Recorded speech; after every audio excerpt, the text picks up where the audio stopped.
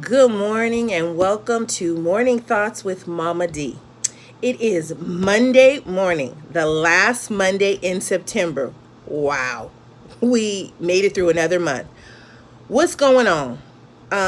Yeah, I can rattle off some morning thoughts, but what's going on this morning? What are we dealing with? What are we doing? How are we doing? Um, I still say I want to address the flood of it's really funny because I want to address the flood of time that we spend on social media, the time we spend now on the web since COVID entered into our world. And then, okay, if you didn't spend time on the web or the social media, you wouldn't see my morning thoughts. But anyways, it's like you say stuff and then you're like, wait a minute. Not that I want you to stay on social media or the web to hear me chitter chat, but how do you feel about that? Like, how is your, I feel like we're becoming zombies, for lack of a better word. Because nobody's really reading a book. Nobody's really doing those searches for social media to gain knowledge and education and to equip and empower themselves to, you know, move to their next level. You notice I said their next level, not the next level, because it's for them. So what are we doing?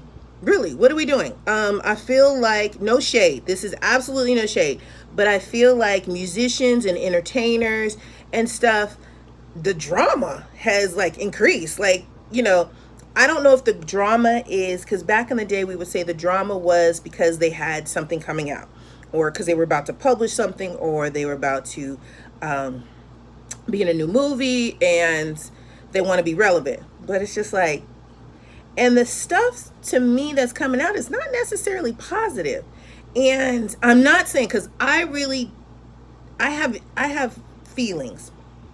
I'm not sure how I feel about when we elevate um, musicians, and when I say musicians, I mean the singers and the actual people who play the instruments, entertainers, comedians. When we elevate them and say, "Oh, well, they shouldn't do that because they're role models to the young people," and I'm like, unless, and I'm not saying they can't be role models for what they do and what they say, but unless they are doing something or in the field that your child wants to go in, why are they their role models? Does that make sense?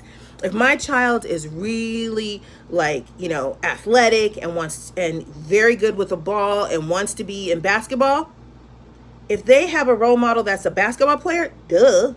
But if they want to be a doctor, why is a basketball player their role model? Why isn't somebody in science or the medical field or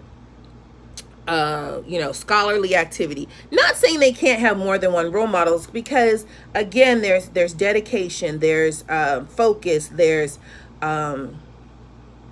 endurance. There's a lot of things that go on into, don't get me wrong, because that's what I said, into being an athlete. So conditioning that you have to have, or you should have, as an overall well-being for your life. So don't get me wrong, but it's like, when you see what they do and when you see what they say and when you see how they portray their life outside of what their trade is that really what you want your children looking at? That's just a thought. So I'm just saying.